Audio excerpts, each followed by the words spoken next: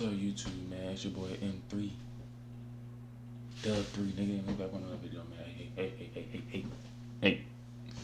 What we read to? I think we read to Austin Reeves, and Lakers. I don't really be watching sports like that, but I keep updating and shit.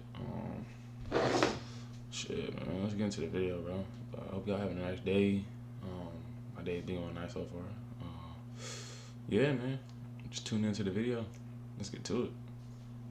When the news broke that LeBron James would miss the Lakers' opening stretch due to sciatica, it already felt like a crisis. But only a few games into the season, things spiraled even further, with Luka Doncic going down with injury issues of his own, leaving Austin Reeves as the last star standing in LA. And while Austin Reeves hasn't earned an All-Star nod yet, I think that we can all agree that that's going to change this season.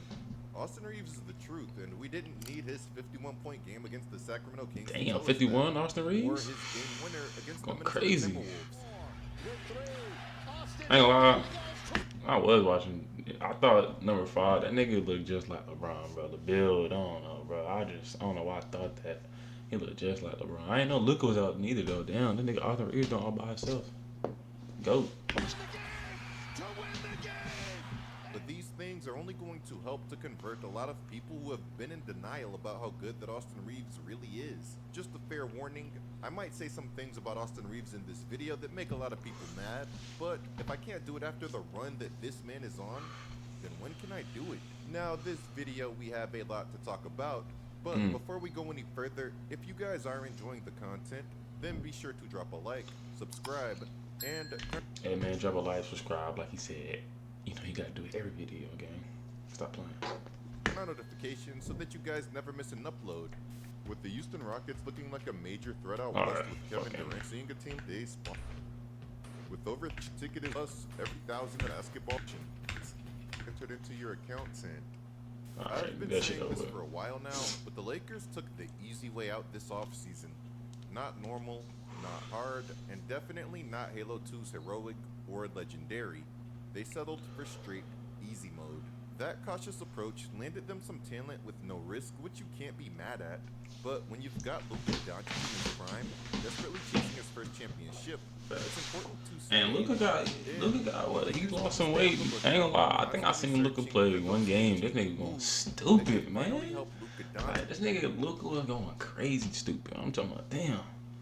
I knew he could do it all along because I seen all his old highlights.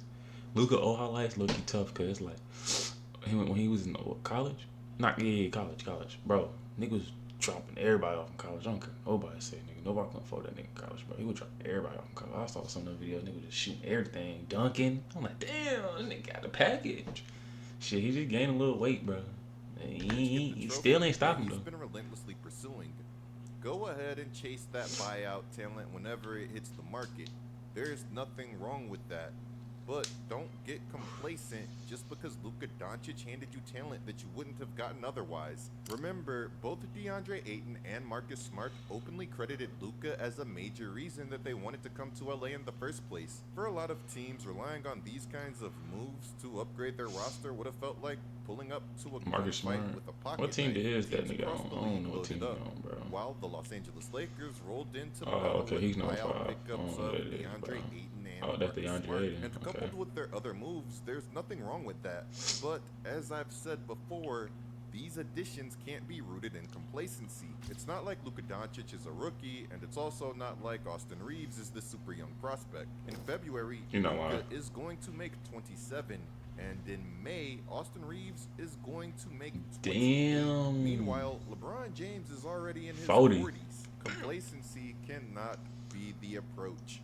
Okay. Complacency leaves you hoping that somebody like Bronny James can give you decent Bronny James, nigga, stop playing. As he gets relentlessly blitzed on the second night of a back-to-back after dropping 51 points. Because your team didn't really have any other viable ball handlers available outside of Austin Reeves. Look at this. Austin Reeves needs help getting the ball across half court, and nobody makes themselves available as Reeves gets blitzed. Reavea puts forth a half-hearted effort, but it's clear that nobody on the floor wanted the ball. And these are two of the best defensive players that are involved in this blitz, and Toumani Camara and Drew Holiday. Help this guy out.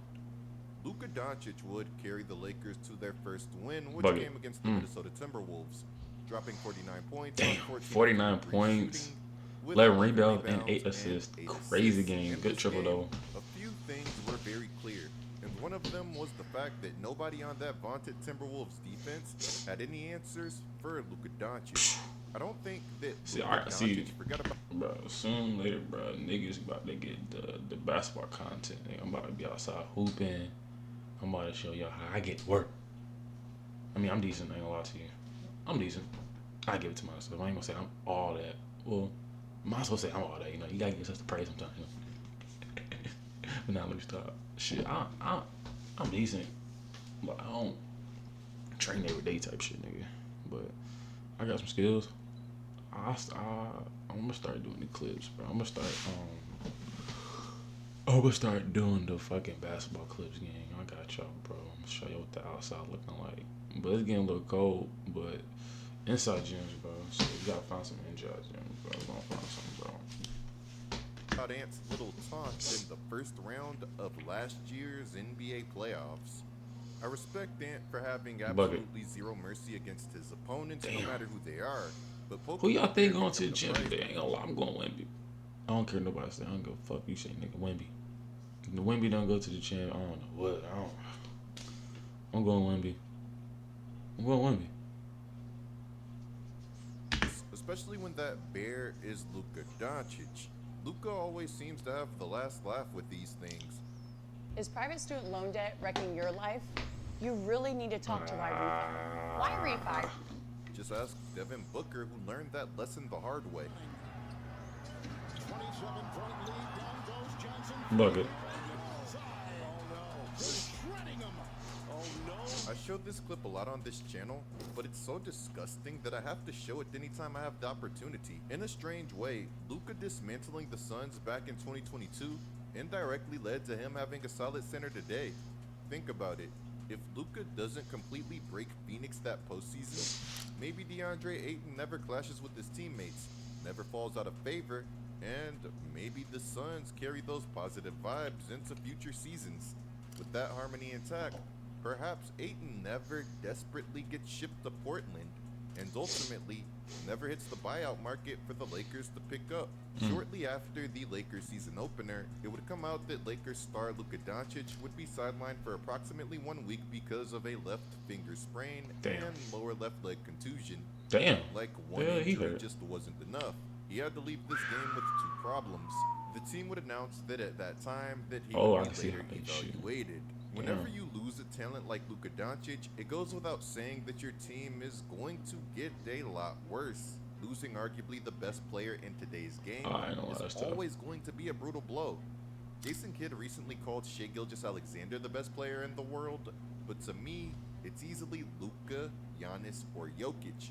And right now, I might have to give that slight edge to Giannis, and we will be doing a Giannis video soon, so be sure to subscribe and turn on notifications so that you guys don't miss that one, because it will be crazy. What the fuck was I even say? I said the nigga was a goat. Nah, let me watch that out my mouth. Nigga, Giannis not a goat, but this nigga is a good, he's a beast. Nigga, I ain't gonna lie, it's like, you can't stop him, man. It's like, his game is crazy. So, hey. Saying losing a player like Luka is enough to send squads that seem like contenders with him all the way down into the NBA lottery. Just look at the Dallas Mavericks. They went to the finals with Luka, and they were widely regarded as contenders if they had decent health last season. Post Luka, granted that they have had outstanding injury issues, they've been nowhere near that same team. Losing LeBron James and Luka Doncic due to injury, most teams couldn't imagine losing that amount of talent and still being competitive. When you lose talent like that, it's going to take performances from other players to remain competitive. But in this case, I want to focus on the out-of-body performances from a single player, Austin Reaves. But What if these weren't out-of-body performances at all? What if these performances have just been who Austin Reaves really is? And before I get to anybody calling me Captain Hindsight, if you've been tuned into the Took this videos, nigga you to would the know right. that I've been pushing Austin Reaves propaganda before it was the trendy thing to do. People were slandering me for believing in Reaves as recently as earlier this summer after his playoff struggles. In a video where I highlighted that the Lakers would regret letting Austin Reaves go if it came to that, and how he had the potential to break out like James Harden leaving OKC for Houston, or Jalen Brunson leaving Dallas to go to New York, here are some of the comments that I got. Him going undrafted is not a coincidence. The media wouldn't be talking about him if he was on a different team. This man said this like there haven't been great undrafted players. Ben Wallace, one of the most dominant defensive players to ever step on an NBA court, went undrafted. And besides, Austin Reaves really only went undrafted because he wanted to. Let's be honest, Reaves is closer to Jordan Poole than Jalen Brunson. The man is only good because he plays for the Lakers. The man would not get half the calls that he gets on another team. For the love of everything, the man has shot more free throws than Steph while taking 4 less shots. What in the world are we really talking about? Give that man his own team, or let him be the second option on a team, I'm waiting. and teams Give would this nigga his collapse on own him. team. His shooting percentage would go down, turnovers would skyrocket, and other teams would hunt him for his defense. That one speaks for itself. I'm taking Reaves over Poole any day of the week, and I'm a Pelicans fan. Reaves is not Harden or Brunson or Shea. I'm not even sure if current Harden would have been able to carry the Lakers to some of these wins like Reaves has. Without LeBron James and Luka Doncic, Austin Reaves would get to test his bold theory. For those of you confused as to what that theory was, he said that he can be an all-star but doesn't want to be one on a bad team. These were his exact words from earlier this year. I feel like I could be an all-star, but all of that is, in my opinion, relative. Thank goodness I get to play with Luka and LeBron. I don't want to be in a situation where I'm just going out chucking, getting numbers. If that's the map for me to be an all-star, I don't care about that. Turns out Reaves might have understated his own potential, because in his first game without LeBron and Luka this season, he shattered all expectations. Fresh off Luka's 49-point performance against the Timberwolves, Reaves erupted for 51 points on an ultra-efficient 12 for 22 shooting, including 6 for 10 from deep. And before anyone tries to dismiss it as just another empty calorie scoring binge reminiscent of Devin Booker's controversial 71-point outing, consider this. Reaves didn't just score a bunch of points in this game, he did everything. He had 11 rebounds and 9 assists, and what's super crazy is that he still somehow managed to finish this game with only 2 turnovers. The scouting report was all Reaves, and it didn't matter. This performance was Luka-like, and it was exactly what the Lakers needed on a night where they did not have Luka Doncic. A glass-half-empty kind of person would talk about how the Lakers only beat the Kings by 7 on a night where Reaves had 51. Okay. The glass-half-full kind of person like myself is just happy that they were able to win a game like this Wow. that we've The seen stars, them nigga. lose far too many times. These early season games might seem minor now, but come later in the season when you're checking the standings and every team is packed within inches of each other, these are exactly the type of games that you'll wish that you had taken Lakers can care go back of. and After fuck. the game, DeRozan subtly threw some shade, implying that the Kings didn't just The Lakers can go back, bro. Oh man, this shit's getting deep. Oh man, they can run it back if they wanted to. They got Luka, Bron. Now they got some shit in the works. Reeves keep doing what he's doing. I ain't gonna lie. They can easily they can go back, bro. They can go back. It's gonna be a good game, bro. I can't wait to see this shit, bro. lose to Austin Can't wait till Reeves. these come back. They lost to his and the Lakers parade at the free throw line. DeMar, you're a guy who's known to the free throw line, but have you ever seen or been in a game like that where you give up that many free throws and only shoot 18? No, it's crazy. 46 free throws, or 18. How, speaking on the free throw, how does that mess up you guys' rhythm? You gotta, line up at the free throw line all game. It's deflating. You know, especially when we're going out there trying to play hard, trying to compete.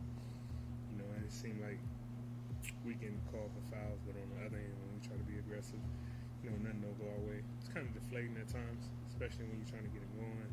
You know, you have guys in and out of the rotation because foul trouble. You know, it's hard to get a rhythm because you're putting them on the line, giving them a rhythm, so it's definitely tough. DeMar, you know, just kind of looking at that, is it you know, an issue of the way you guys are guarding, just the way the game maybe was being called? I don't know. 46 free throws, crazy. Sorry, 18. What you see, obviously, career night for Austin. Where did he hurt you guys the most? Kind of in that second free throw line. 22. Bro, DeMar Rose had me weak. Okay, It's hard to blame. I ain't gonna watch the video about. I think I'm gonna watch it. Probably watch it. I'm gonna rewatch it, bro. Then they were talking about how they be running the playbook through this nigga, the DeMar's, and they need to run it to somebody else because they got hella guards in the team. I'm like, wow, that shit crazy. I'm gonna watch that shit, bro. Rewatch it for y'all. This loss on just free throws when your team is playing defense like this. On the top of his head. Now he loses Damn. it completely. Reeves backhand layup. Let me know what you guys think. Was Austin Reaves legitimately drawing fouls? Or did he cash in on a superstar whistle? By Ellis. Raised up. I mean, nigga, why not draw fouls? I mean, I don't draw fouls, nigga. Give a fuck. Yeah. And Ellis was caught in his space. As someone who watches plenty of hoops without bias, I've definitely noticed that Austin Reaves gets what seems to be a generous whistle at times. But a huge reason that he's getting these calls is because he's become elite at baiting defenders into compromising positions, forcing contact, and leaving the... Imagine being able to build anything just by thinking about it. Meet Base 44, a complete AI creation platform. refs no choice but to blow the whistle. Still, I'll cut DeRozan some slack. If one guy is shooting 22 free throws and the opposing team racks up 46 total free throws, even if my signature is mid-range pull-ups, maybe I would have some choice words after the game too. Austin Reaves refused to cool down after dropping 51, continuing to put to paper huge performances. One of my favorites from him was his basketball masterclass against the Timberwolves, facing off against one of the NBA's most talented defensive squads. Reaves dissected coverages like an elite floor general, piling up a staggering 16 assists. But as if his surgical playmaking wasn't already impressive enough, he went ahead and delivered this unforgettable moment. 3 seconds. Reeves splits the defense. The floater in the paint. It's good at the buzzer. That's the buzzer's Austin crazy. Reeves does it again. Reaves initiates a high screen and roll with DeAndre Ayton, expertly splitting two of the NBA's premier defenders, Jaden McDaniels and Rudy Gobert. After slicing through that narrow gap, he rises confidently into a tough, off-balance floater off of the wrong leg, calmly draining it with nothing but net. People tend to sleep. That's on a just how precise shot. isolated that Nigga, if I Austin would have Reaves missed can that, be. I would have been sick. When the For pressure the ramps game? up, few players in the league maintain composure and deliver clutch moments quite like him when he's on. After the game, Reaves spoke candidly about how his role shifts depending on whether Luka and LeBron are on the floor, breaking down the nuances of what's expected from him when sharing the court with two ball-dominant superstars versus running the offense by himself. No LeBron, no Luka. How much is this on you, not to just score, but to lead the team when you have two of the other stars out? And don't give me that old...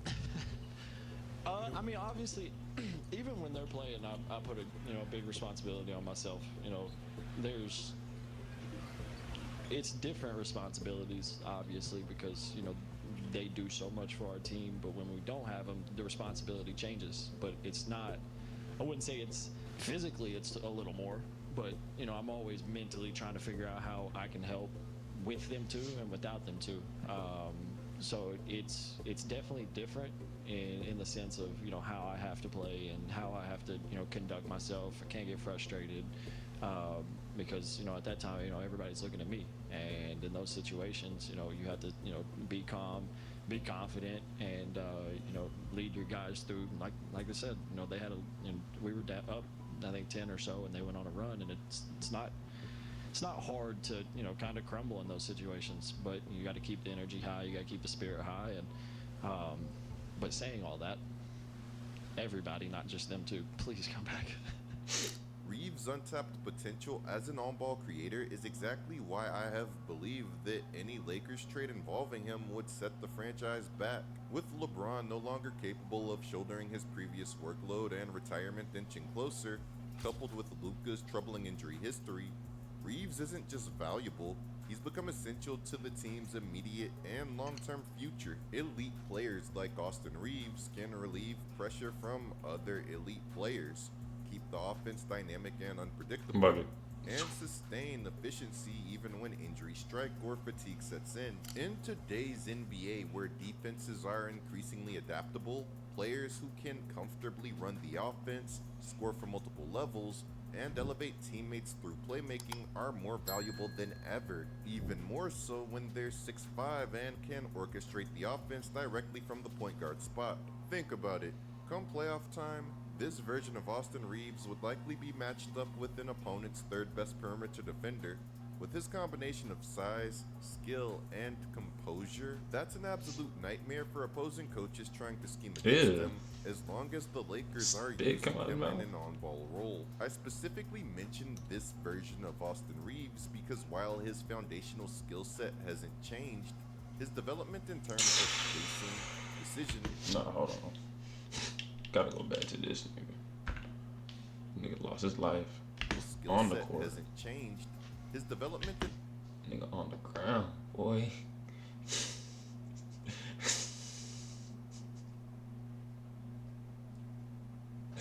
Bro, this is wow. Hey, I know he's disappointed. Look at the bench. Bench is looking at him. He's looking at the bench.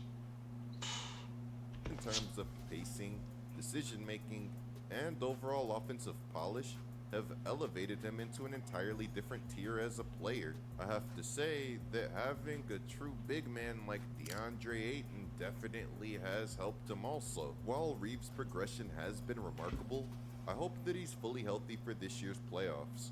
Last postseason, he battled through a significant left toe sprain mid-series, an injury that typically sidelines players for 2 to 4 weeks.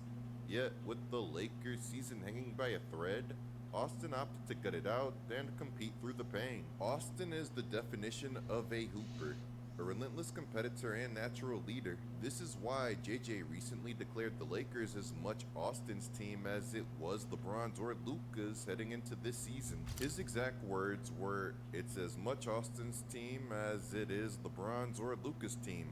I told him he's out of excuses. You're no longer the undrafted guy who's a young player. You're one of the guys now. I always knew that JJ had tremendous respect for Austin's game, but even I was surprised by how emphatically he put Reeves on equal footing with 2 generational superstars. Do you guys think that we're getting ahead of ourselves with Austin Reeves? He's got a player option that he's almost certainly going to decline, making him eligible for free agency after this season, which is going to make it a fun off-season if the Lakers don't just max the guy. Do you guys believe that he can reach the level of stars like Devin Booker or a Donovan Mitchell? Personally, I'm comfortable placing him in those conversations right now. In fact, I'd even argue that the synergy between Austin Reeves and Luka Doncic is reminiscent of that special chemistry that Luka once shared with Kyrie Irving. Now, if you were the Lakers, how would you handle this Austin Reeves situation? There's also been plenty of buzz around how Reeves' ascension impacts LeBron James, who's been in this increasingly ambiguous situation with the Lakers lately. We'll dive deeper into both LeBron's future and Reeves' contract scenario very soon. Major shout out to DeAndre Ayton, Jake Reavea, Marcus Smart, and all of the Lakers role players who have stepped up big time recently. I'm excited to break down some of their contributions in detail and also talk about how some of these guys are leaving some meat on the bone. So make sure that you subscribe and hit that notification bell so that you don't miss out. Anyways, there's some more going on in the... Hey man, but hey. Yo, shit. Y'all gonna put Austin Reeves up in the category now? I mean, hey.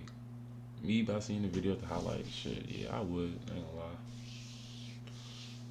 I mean, who wouldn't? But hey, get the fuck up out of here, man.